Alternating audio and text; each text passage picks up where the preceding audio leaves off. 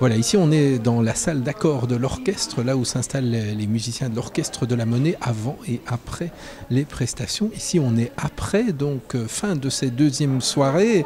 On a commencé avec le ténor belge Thomas Blondel que la salle évidemment attendait beaucoup, qui a eu une prestation en crescendo, qui avait commencé peut-être avec quelques petites difficultés dans l'aigu, dans son Handel, dans son air du portrait de Tamino de la flûte enchantée, et puis la voix s'est arrondie, est devenue plus belle à partir de Fidilé de Duparc, très belle mélodie de Mahler aussi, et puis il a terminé brillamment avec une scène de Max dans le Freischütz de Karl Maria von Weber. Après lui, il y a eu deux candidats coréens, tout d'abord le baryton Wang In-soo qui est là-bas derrière moi, donc je parle discrètement quand même, une voix qui a aussi été en s'arrondissant, un peu en difficulté au début dans Bach, qui était moins son univers, un air de l'oratorio de Noël, et puis après il s'est montré plus convaincant vocalement, mais avec quelques petites faiblesses. Une faiblesse de diction, son français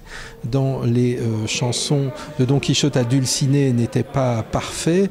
Et puis après, il y a eu Mozart, air du conte dans Les Noces de Figaro, puis Bellini avec un air de Riccardo.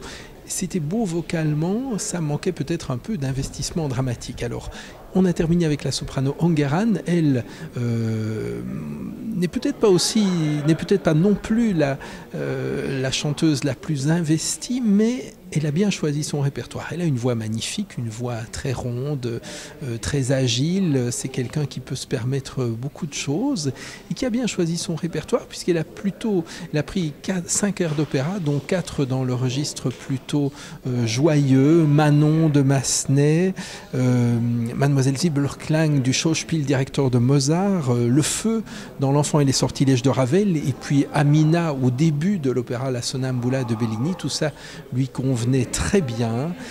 Peut-être c'était un peu moins investi dans la berceuse de Zaïd de Mozart, mais dans l'ensemble, c'était techniquement très sûr, quelques toutes petits accros dans l'aigu, mais une prestation qui a enthousiasmé certainement la salle Henri Leboeuf ce soir, jeudi soir, deuxième soirée de ces finales chants du concours Reine Elisabeth.